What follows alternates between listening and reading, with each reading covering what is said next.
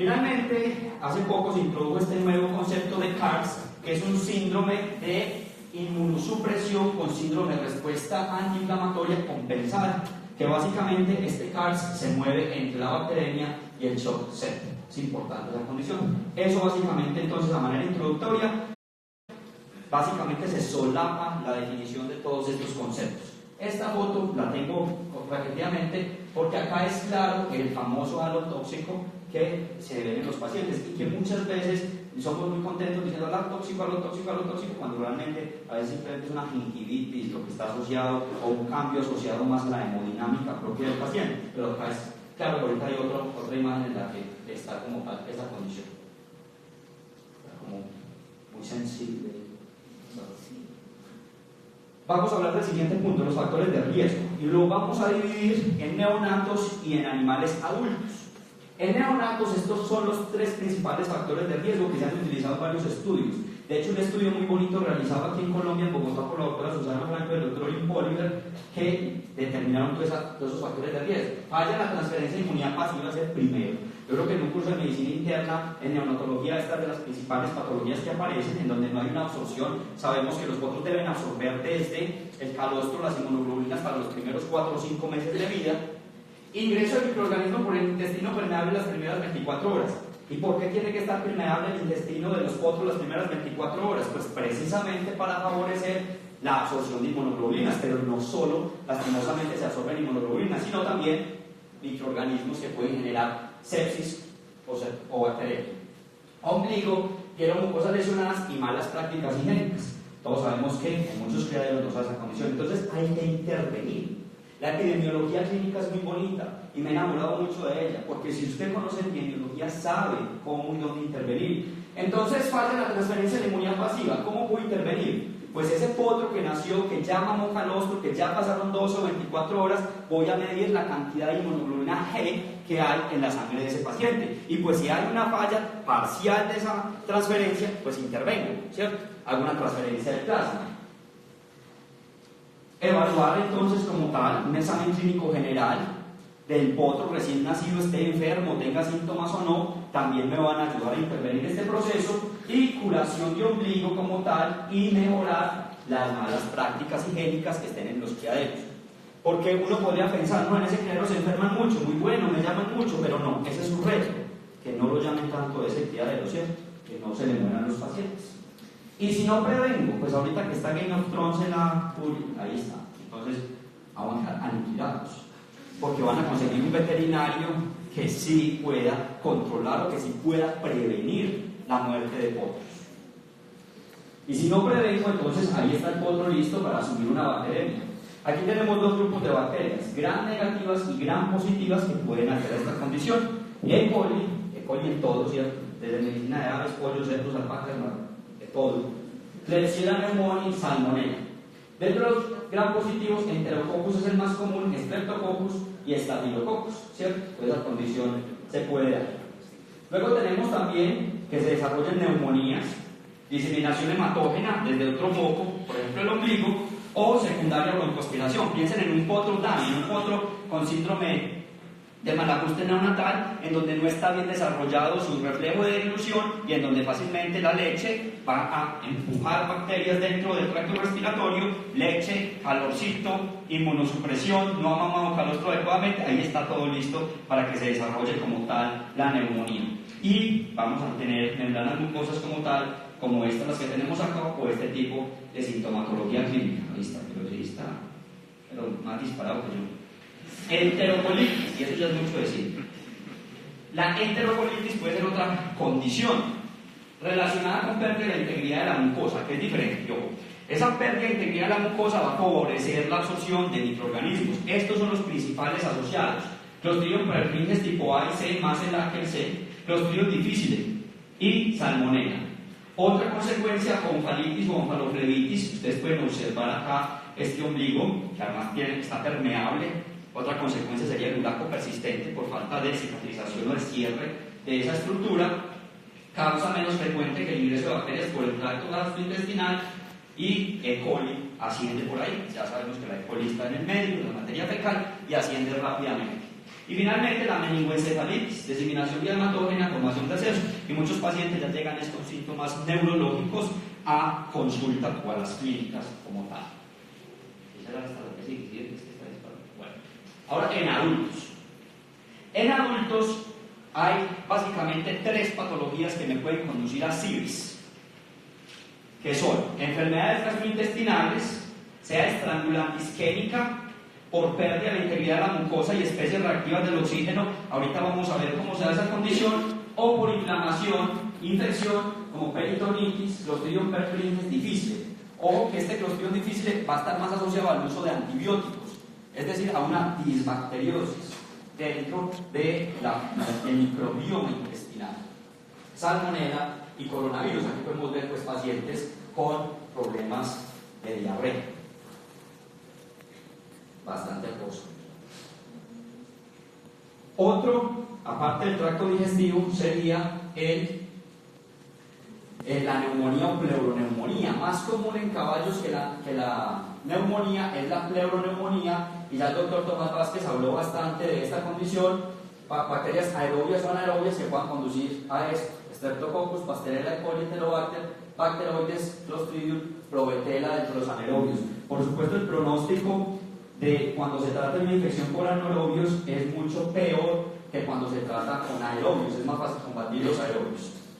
Y la otra causa como tal es la metritis, ¿sí? No una endometritis casual. Es poco común que una endometritis en una llama me vaya a conducir a un cisto. Tiene que haber metritis, y esa metritis va a estar principalmente asociada a procesos de retención de placenta, y esa retención de placenta es asociada a hembras viejas, corta y larga gestación, hipocalcemia y cesárea. Otro punto en el cual yo puedo intervenir tempranamente: si yo ya sé que la yegua tiene 22 años, que hoy en día estamos viendo yeguas de 28 y 30 años pariendo, entonces pues yo ya sé que tiene una alta probabilidad de que desarrolle retención de placenta, entonces voy a estar con el calcio o voy a estar con los lavados uterinos posterior al parto de esa yegua, y voy a evitar el desarrollo de ese CIRS, que a esa viejita sí se la va a llevar mucho más rápido.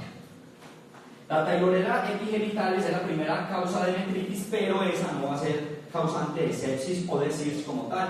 Va a ser más que todo una E. coli o Klebsiella u otros agentes, de los cuales ya vimos una paciente en Hager con una pleuroneumonía severa, para ilustrar un poco esa condición. Muy bien, esos son los factores de riesgo, no son muchos. Ahora vamos a hablar de la fisiopatología. Algo fundamental para entender la fisiopatología de este tipo de enfermedades corresponde a entender el sistema inmune del caballo, cómo funciona, cómo actúa el sistema inmune del caballo. Lo primero es saber que el caballo se vale de 3 métodos, como todos los animales, para defenderse. Entonces va a haber una barrera física que corresponde a la piel, mucosas externas e internas, y ahí cuál célula se encuentra captando bacterias o microorganismos. ¿Qué célula es el macrófago de la piel y de las mucosas? ¿Se acuerdan?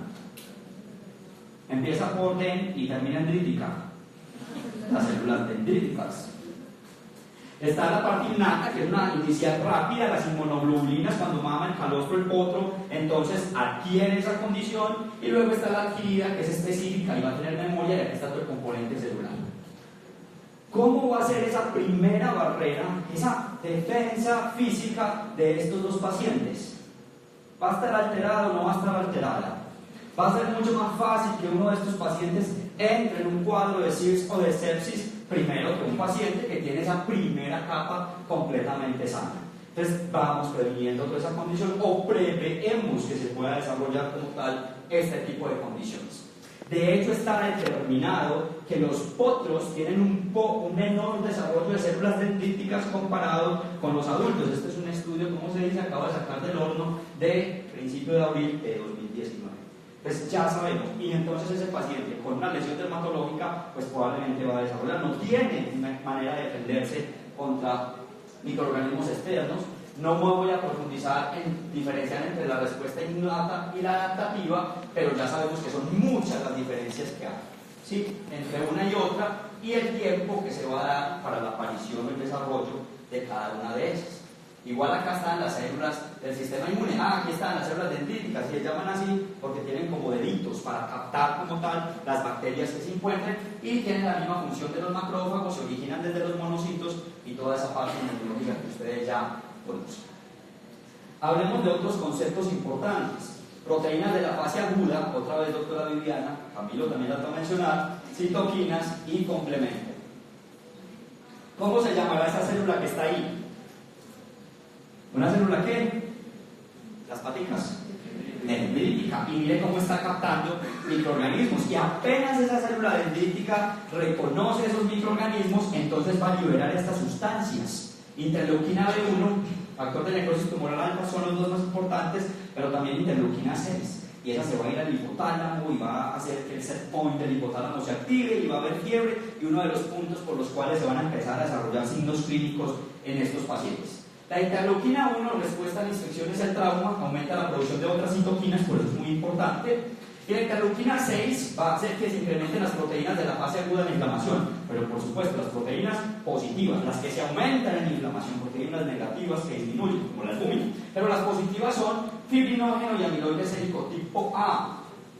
El fibrinógeno, todos lo conocemos, viene de rutina en los exámenes de laboratorio, mientras que el fibrinógeno tipo A, pues puedo decir que fuimos de los primeros que trajimos ese equipo para medirlo, tenemos varios estudios, vamos a estar en proceso de escritura y ha sido bien interesante porque sí, la verdad es que hemos estado muy confundidos en los resultados que hemos tenido con ese amiloide sérico tipo A y sí, ahorita les cuento un poquito más. Luego está el complemento, ¿se acuerdan? ¿Cuántas vías del complemento? ¿2 o 3? Siempre nos enseñaron 2, bueno, a mí me enseñaron 2, resulta que ya hay 3, unas vías de las manosas, de unos azúcares. Finalmente todo esto lo que hace es tomar un complejo de membrana de ataque que va a abrir un poro en la bacteria. Este es el poro, complejo de membrana de ataque, por el cual va a haber un flujo de electrolitos a las bacterias y se van a morir. ¿Por qué está constituida la membrana celular de las bacterias? Exactamente por lo mismo que los mamíferos, fosfolípidos. Y tengan en cuenta eso, porque esos fosfolípidos van a ser fundamentales para desarrollar un proceso inflamatorio en esos caballos. Ese es el punto de partida. Fosfolípidos, sea de la célula del caballo o fosfolípidos, sea de las bacterias, van a desarrollar inflamación. Y ese va a ser mi segundo punto. Aquí tenemos una membrana celular que acaba de sufrir un daño. ¿Qué salió aquí volando? Fosfolípidos. Resulta que esos fosfolípidos van a ser tomados por una enzima que se llama la fosfolipasa A2. Esa fosfolipasa A2 convierte el fosfolípido en ácido araquidónico. Simplemente quita unas porcioncitas de la molécula y se convierte en ácido araquidónico. Luego ese ácido araquidónico va a ser tomado por otras 2 enzimas, no 2, realmente son más, porque son muchas las ciclooxigenasas, no solamente la 1 y la 2, pero están las ciclooxigenasas 1 y 2, que van a producir prostaglandinas, tromboxanos y prostacitrinas. Y luego tenemos la lipoxigenasa, que casi nunca la tenemos en cuenta, y va a producir esa lipoxigenasa leucotrienos y lipoxinas.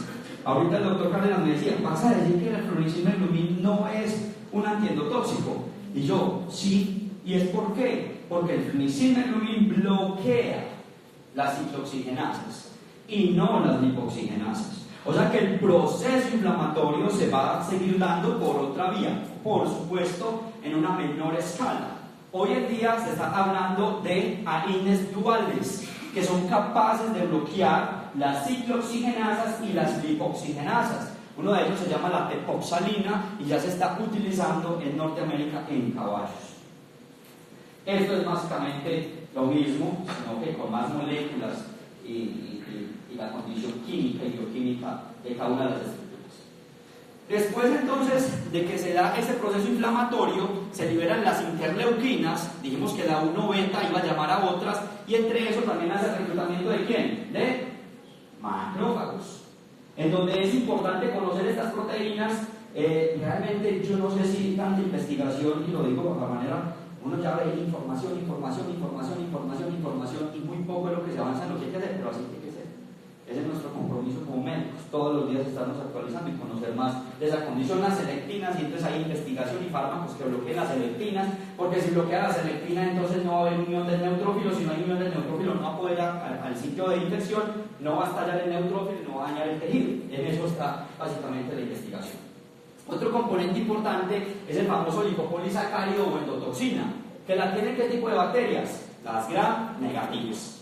Siempre se había asociado la sepsis a bacterias gram negativas, pero sabemos que no, que los gram positivos también pueden inducir sepsis. No por medio del lipopolisacario, porque solo lo tienen las gram negativas, sino por medio del ácido lipoteicoico, que hace parte de la pared celular de este tipo de bacterias. Pero el lipopolisacario de la E. coli, de la salmonella, de la klebsiella es el más común y el que más se ha estudiado. Tiene varias cadenas. El lípido A, este es invariable. Y ahí es donde utilizamos, por ejemplo, la polinicina B. Bloquea el lípido A. Si bloquea el lípido A, no lo va a reconocer el TLR4 y no se va a desarrollar CIS. Eso es lo que hay en este momento. Pero el lipopolisacario de esas bacterias gram negativas activa el sistema inmune, que es un antígeno de superficie más importante, es el que produce el shock endotóxico, esa endotoxemia. Hay lipopolisacarios y participa activamente en la polinización del hospedero. Aquí está el lipopolisacario unido al TLR4, que ya les voy a mostrar de qué se trata ese TLR4. Entonces, ¿cómo ocurre el CIRS? ¿Es lo mismo decir CIRS que sepsis? Sí, la misma cosa. ¿Cómo ocurre la sepsis? ¿Cierto? La condición como tal inflamatoria. Está la bacteria libera endotoxinas. ¿Cuándo una bacteria gram negativa libera endotoxinas? Dos mecanismos. Uno, o muerte o reproducción. Uy, profe, o Camilo, si yo mato entonces o pongo antibióticos y se mueren las bacterias, ¿voy a producir CIRS? Sí, porque hay liberación de endotoxinas. Entonces, por eso a veces una dosis alta de antibiótico podría empeorar el cuadro de endotoxemia. Y entonces la dejo morir por la infección bacteriana. No, y entonces ahí está su labor como médico internista. Conocer esta fisiopatología y saber que hay otros medicamentos que pueden regular como tal ese proceso inflamatorio. Pero los gram positivos, como el Staphylococcus aureus, también van a producir ese desarrollo como tal del CIRS. Estos receptores son muy importantes porque son los que van a detectar las bacterias o los microorganismos en el hospedero y van a decir, oiga, usted no es de aquí, y entonces se va a desarrollar una respuesta inflamatoria después de eso. Ese es como el policía, como el senador que dice, vea, entre, ¿usted qué está haciendo aquí? Ah, yo vine a una conferencia hoy que es gratis y que van a dar este refrigerio, ¿cierto? Ah, no, pero usted no es de aquí, pase pues. Existen aproximadamente 13 TLRs detectados. Hay más proteínas de estas, pero solo se ha estudiado los receptores en caballos. Y cada uno, como ustedes ven, detecta cosas diferentes. ¿Pero qué es lo más común? Lipopolisacario, y es el TLR4 el que detecta el lipopolisacario. Pero también está el ácido lipoteicoico, del TLR2. Y está el paravirus, el parahongos, para todos los microorganismos. Sea lipopolisacario para TLR4 o ácido lipoteicoico para TLR2, va a desencadenar la misma respuesta. Y esta fotografía es hermosa porque reconstituyeron cómo es el receptor y cómo se da el proceso de señalización intracelular para que se activen esos mediadores inflamatorios. TLR4, lipopolisacario, se activan este montón de proteínas que no voy a decir el nombre, son muchas las vías, puede ser por medio del endoxoma, pero finalmente, ¿qué se produce? Factor de necrosis tumoral, interleuquina 1 beta, interleuquina 1, 12, etc. Ahí se ha investigado. Miren acá. El TLR4, por señalización intracelular, hace que se libere el factor nuclear kappa beta. Y ese factor nuclear kappa beta es el que va a hacer que se liberen más inmunoglobulinas. ¿Para que lleguen qué? Más y más neutrófilos a combatir la infección. El problema es que el neutrófilo, cuando degranula, no tiene selectividad. Sí mata las bacterias, pero también destruye el tejido. Les mata bacterias, y ¿qué se liberan las bacterias? Fosfolípidos. Destruye las membranas celulares de las células del huésped. ¿Qué se liberan? Fosfolípidos, ácido araquidónico, fosfolipasa, ciclooxigenasa, más mediadores inflamatorios, síndrome de respuesta inflamatorio sistémico. Y contra eso es lo que tenemos que combatir como tal. Este video es muy bonito. Aquí estaba la bacteria, la que usted quiera. Va a entrar, estamos en el sistema respiratorio, ahí está un alvéolo pulmonar trabajando, no es una célula dendrítica, pero pues parecida, y está haciendo fagocitosis. Y ahí lo reconoció el lipopolisacario con el TLR4. ¿Y qué está haciendo el macrófago? Pues liberando mediadores inflamatorios. Y entonces las ciclooxigenasas toman los fosfolípidos, ¡ah, qué belleza!, y los convierten en prostaglandinas. Yo que ahí están migrando las lipoxigenasas, y ahí lo convirtió en una reacción bioquímica sencilla. Eso va a hacer que se liberen prostaglandinas, genera vasodilatación, cambio en el color de las mucosas, y esa vasodilatación va a hacer que empiecen a llegar ¿quiénes? Neutrófilos. Entonces, adhesión, diapideresis y translocación del neutrófilo como tal al sitio de la inflamación. Entonces, aquí están los neutrófilos y empiezan a pasarse al alvéolo pulmonar. Ese alvéolo pulmonar ahora está lleno de neutrófilos y de bacterias y de macrófagos, y empieza a darse todo este proceso inflamatorio y se empieza a destruir como tal la condición. Luego estas interleuquinas, como les decía, van al hipotálamo y entonces va al fiebre y se empieza a desarrollar. Si una de estas bacterias entra al torrente sanguíneo, entonces ya entramos en la siguiente fase, que es una bacteremia, ¿sí? Eso es que ahí ya está el campo de guerra y está ilustrando que el neutrófilo no es selectivo. Ay, pues ya pasó.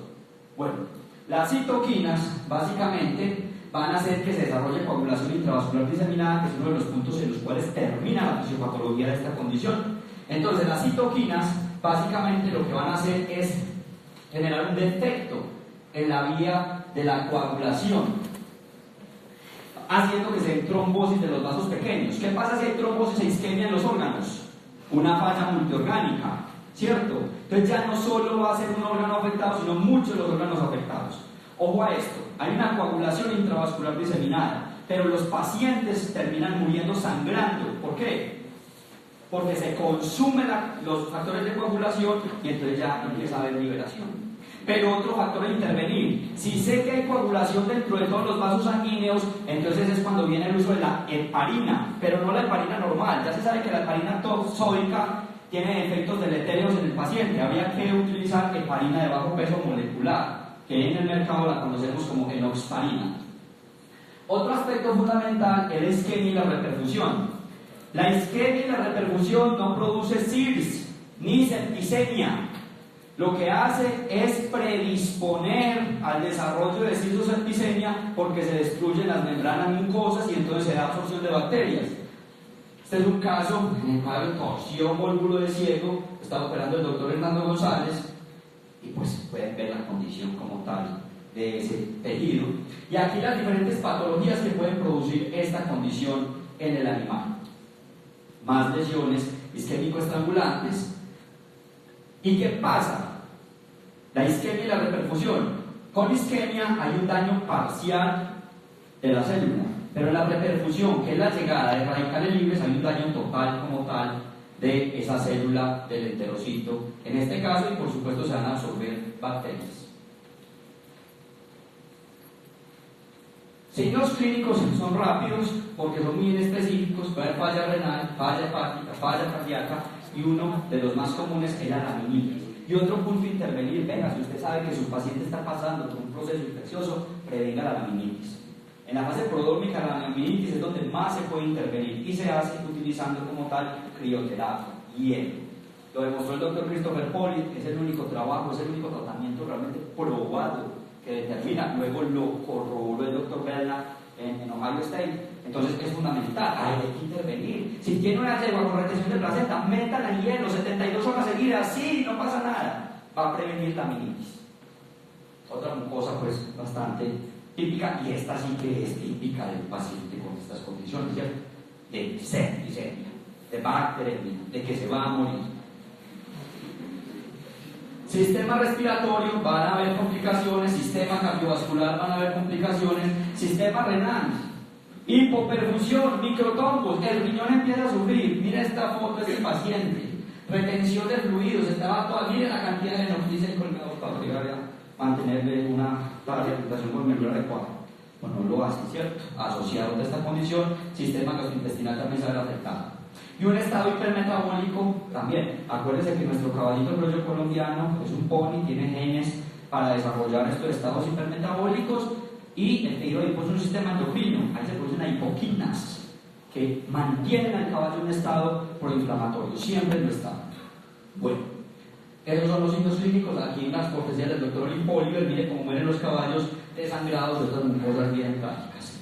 ¿Este ojo es de qué? Este es un caballo que se va a morir. Este es ojo de muerto, yo lo llamo ojo de muerto, eso no tiene pérdida, él perdió la luz. Ya llegó el rey de la noche a reclutarlo. Ya va a ser parte del ejército de los muertos que los usan. Y este también. Amarran cosas. Y es que mire la condición que tenía este paciente. A los ratitos se murió. Y miren la peritonitis que tenía este paciente. Además, ya hay nada que hacer, ¿cierto? Bueno, muy bien. Vamos para el diagnóstico, por signos clínicos súper inespecíficos.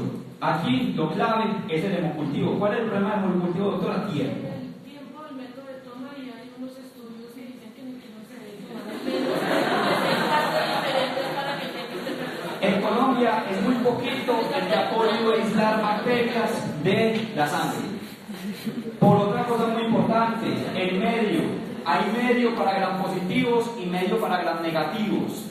Sí, ya deberíamos terminar ya, me regalan 5 minutos más. Gracias. Para gram positivos y para gram negativos. Y esa es una de las cosas que no hacemos aquí en Colombia, ¿verdad, doctora? Es el mismo medio para todo, entonces no nos da. Tiene que ser para los dos. Es lo más importante el hemocultivo. Aunque yo no voy a esperar 48 a 72 horas de resultado del hemocultivo para iniciar tratamiento, obvio, ¿no es cierto? Y en eso aquí sí que somos expertos. Si algo sabemos acá es usar tratamiento, y hay que hacerlo, y hay que ser efectivo porque nadie nos está pagando para hacerlo bien. Otra manera es el sepsis score, que este como tal ya está reevaluado. El doctor Toribio en Ohio State hizo una aplicación, la pueden descargar de la app, es gratis, en donde ya tiene otras variables importantes para saber si el potro es séptico o no.